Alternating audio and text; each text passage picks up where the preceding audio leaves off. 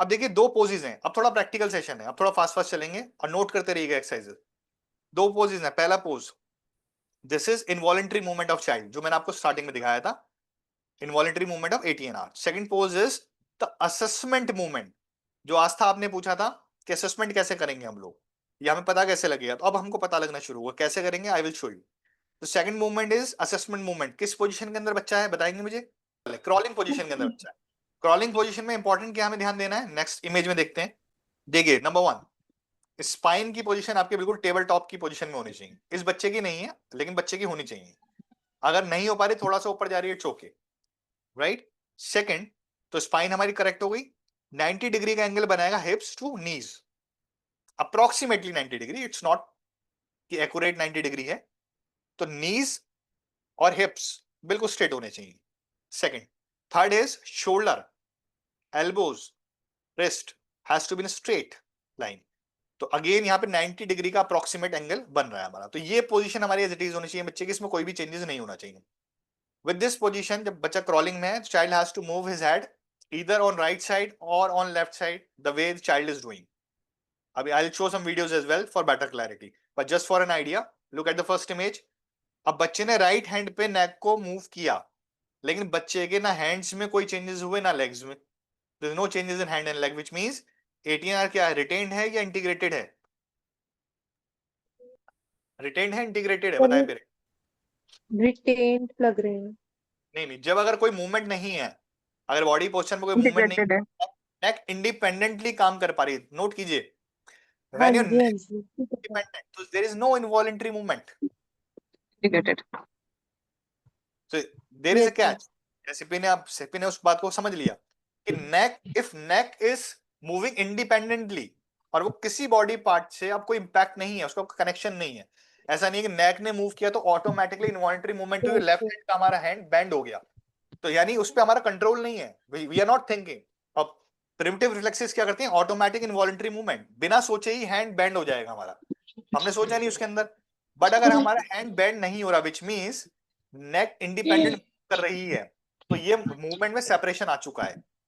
सो मेरे हैंड का और नेक का कनेक्शन नहीं रहा, अब इट्स नॉट कि इनवॉलंटरी मूवमेंट परफॉर्म हो रहा है, it is which means it is clearly indicating thinking brain is active, now my decide whether to bend hand और नॉट, क्लियर, तो ये इंपॉर्टेंट कैच है, तो नेक का मूवमेंट इंडिपेंडेंट हो गया। लेकिन सेकंड इमेज में हम देखेंगे, तो the moment child turn his head towards right, तो लेफ्ट हैंड का जो हैंड है यहाँ पे बेंड हो गया, एल्बो, तो elbow bending which means child has no control on it, this is involuntary movement, तो हैंड बेंड हुआ अपोजिट साइड का, it is giving clear indication कि child has retained ATNR reflex, we have to work on that.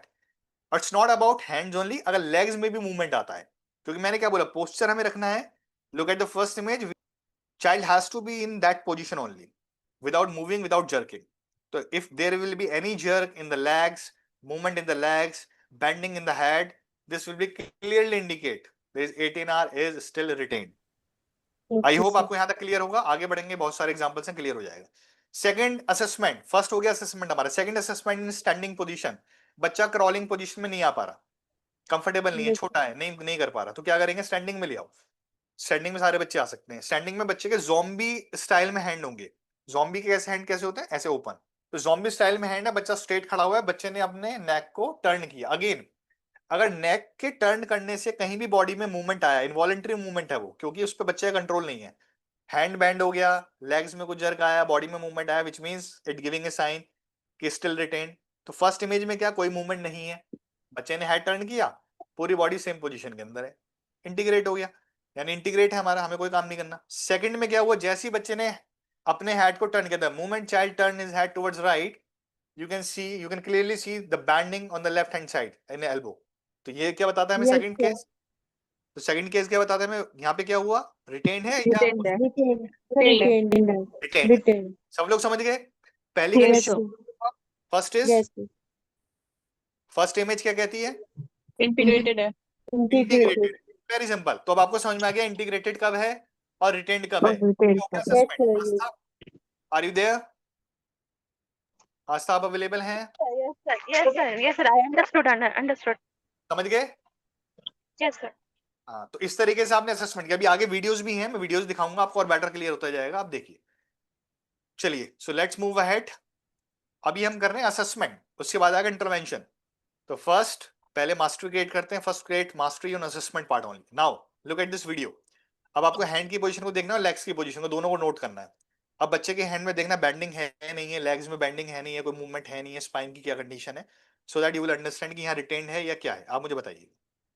So let me play that video.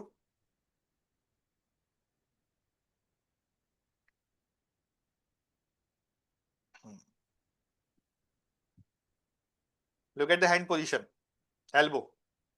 और legs को देखिए आप, बिल्कुल legs में कैसे मूवमेंट आ रहा है, फ्लोर पे नहीं है लेग्स, टोज बच्चे के फ्लोर से उठ गए हैं। मैं दोबारा दिखा रहा हूं आपको एक बार, क्योंकि मुझे लगता है शॉर्ट वीडियो था ये। अभी और वीडियोस हैं तो हम जल्दी जल्दी फास्ट चलेंगे। अब थोड़ा यहां से हम स्पीड में चलेंगे, आप जल्दी जल्दी कैच करते रहिएगा। जहां भी दिक्कत हो you can stop me and you can ask your question. Now देखिए, एरो भी दिख रहा है, एल्बो, नेक टर्न हुआ, अपोजिट साइड की एल्बो बैंड हो गई। अब देखिए, अब दोनों साइड की बैंड है इस समय। नीचे आप लेग्स में देखिए, लेग्स के अंदर मूवमेंट है, क्लियर। बाउंस तो नहीं किया, जिनको बाउंस किया हो यहाँ पे देख सकते हैं, यहाँ पे देख सकते हैं। देखिए ये चल रही है इस समय राइट और लेफ्ट मूव करते हुए, ये भी असेसमेंट का एक वे है। यानी आप क्रॉलिंग में नेक को मूव करते हुए। अब देखिए यहाँ पे जैसी नेक मूव होती है, अपोजिट साइड की एल्बो बेंड हो जाती है, तो which is giving clear indication कि still it is still retained. मुझे दोबारा दिखाने की जरूरत है, ये पर्सनली मैं फील कर रहा हूँ। बाकी आप मुझे बताइएगा, मैं थोड़ा तेज चल सकता हूँ। तो क्रॉलिंग पोजीशन में लेंगे बच्चों को असेसमेंट के लिए, बोलेंगे नेक मूव करते हुए चलना है। Yes, बच्चे sir. का इंटीग्रेटेड है, आराम से बच्चा नेक मूव कर लेगा, क्रॉलिंग में चल पाएगा। ना स्पाइन में कोई बेंडिंग होगी, ना लेग्स में, ना हैंड। यहाँ देखिए सेकंड एल्बो को, तो यहाँ समझ में आया डिफरेंस। फर्स्ट में इंटीग्रेटेड था, कोई भी मूवमेंट में डिफरेंस नहीं था, बच्चा आराम से, यहाँ तो लेडी है लेकिन जब बच्चों का परफॉर्म कराएंगे तो आराम से चल पाएगा। Child is able to move his head towards left और right condition, right. But in Yes, sir. Second Clear. जैसे ही Yes, sir. इंटीग्रेटेड होगा, elbows will bend. Now the last assessment is to give you better clarity on this. So look at very carefully. First two movements integrated. There is no bending in hand, elbow. Spine is okay, erect, knees and everything. Now look at it. Yeah. Turn the head, elbow band. Turn the head, elbow band. Now this is integration exercise. अभी इस पे बात नहीं करते. We will show you integration exercise later on, right? So far I hope you are clear how you can assess ATNR at home.